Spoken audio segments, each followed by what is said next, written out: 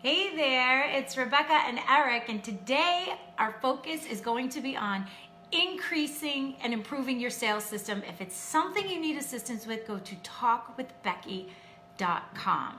Hey, look at you. I'm on camera. Woohoo! Look at that, look at that. Happy Sunday. Yeah, nice Sunday, relaxing. Yeah. Getting situated for the week. Yeah, so here we are. It's Sunday, and this is our Sunday attire. It's not really that much different from the daily attire lately. I don't know. It's kind of a comfort day. But we were just chatting because we were talking about, you know that I'm all about resetting and reflecting and resetting on a Sunday. Oh, yeah. We both do it.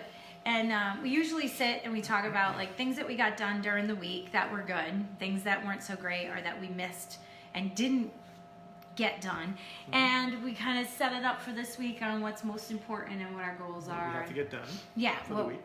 Right, where we're directing our efforts and our targets. energy. Yep. And so it was just really funny because we're constantly monitoring our sales process, like as far as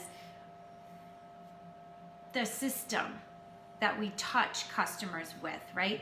And we just fell victim to a really poor excuse of a sales system. Yeah, just a breakdown in this particular client's It's not a client. system. We are a client of them. Yeah.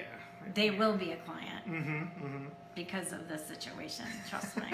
I already made my opinion known if you want the real truth.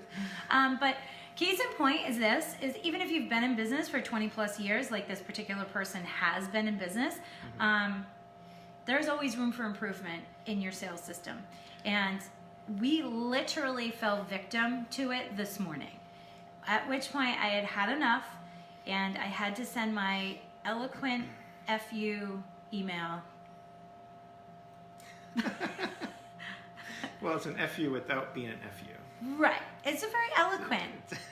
It was, come on, it's eloquent. No, you're the master of that type of letter. I know.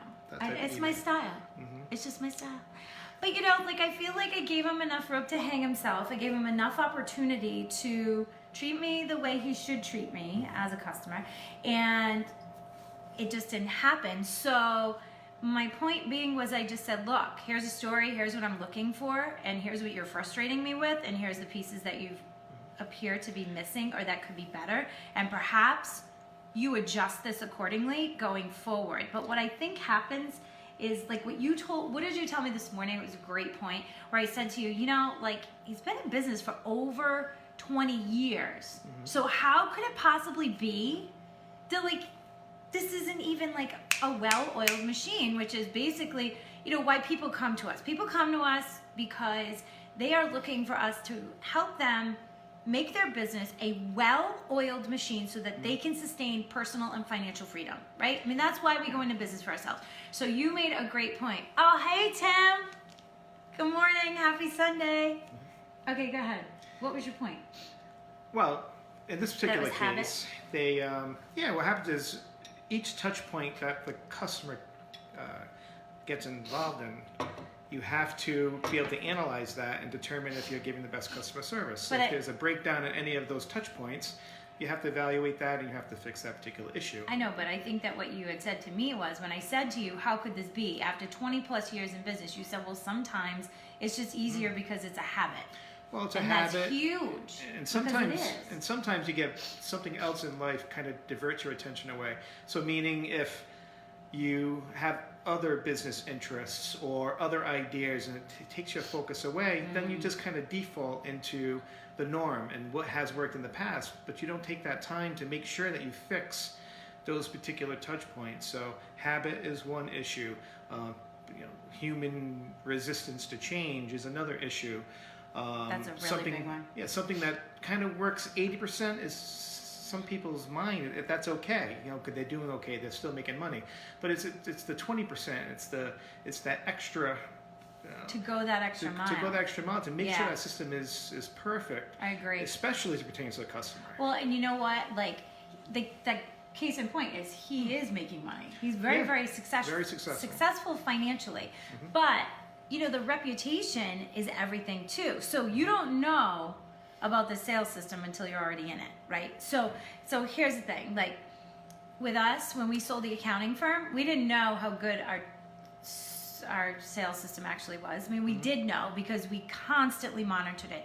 And basically one tip that we'd like to give you is, how do you monitor your sales system? Like, how do you make sure that it's actually as efficient and it's functioning to its highest level as possible?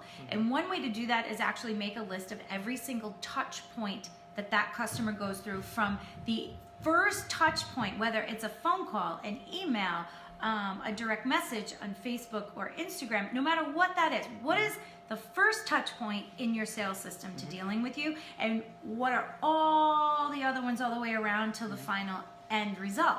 And so we literally focused so hard on this in every business that we've ever owned. But you know, we were in the accounting industry and the tax industry for over 20 years, so we effectively mastered it. But there was never a time where we became complacent with our customer touch points and our sales points, because that service was what we pride ourselves on, right? And we never knew that it was that good until we sold the practice, and we hear back from prior clients saying, are you seriously gone out of this industry? Like, please, because you guys cared, you know, like we weren't a number to you. We weren't just, you know, a notch in your wheel, a spoke in the wheel. We meant something. We felt like we meant something to you, and you called us back and you handled our case.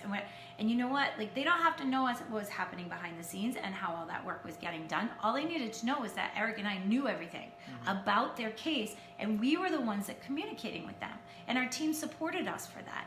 And we get frustrated because we're so over the top about it, and that's what we teach in our class. So when you go to talkwithbecky.com, you're only scheduling an appointment to talk with me to discuss your particular situation and to see if our class could help you. But this is the kind of things that we work on in our class with our students, because we know that you're a business owner. We know you want to provide that best level of service or product that you possibly can. We want to help you. I mean, that's our goal. It's just because that was so important, and it is so important to us no matter what it is that we do. In any business, it's customer experience. So you have customer experiences is number one. The culture at which, you know, that they are, when they come into your firm or they come into your business, as to what you portray as your culture of your business. I mean, all that now is more important than ever. In the old days, that wasn't necessarily the most important part of it. It was the product itself, but now there's more of a shift. It was product and pricing, the cheaper the product, you know, but you can't also offer quality, high-end service for the cheapest price possible. You can't, because you're compensating your team members in order to provide that service, right? And so you have to at least charge enough to be able to produce that service.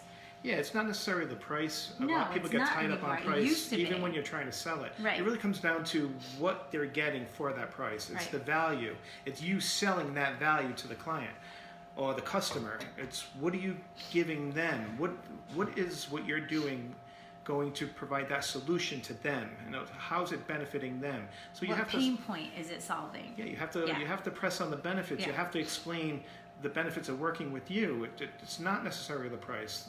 You know, if you are handling a solution for somebody, the price is irrelevant in most cases. But don't get tied up on the price. It's the experience. So It's the value. Being Sunday, we would just invite you to perhaps take a look at your own sales system. And see if there's areas where you can tweak it. If you have questions about that, please go to talkwithbecky.com. I'm happy to start that ball rolling with you and chat about your sales system, or where you think maybe there could be, you know, area for improvement, but you're not exactly sure how to get there.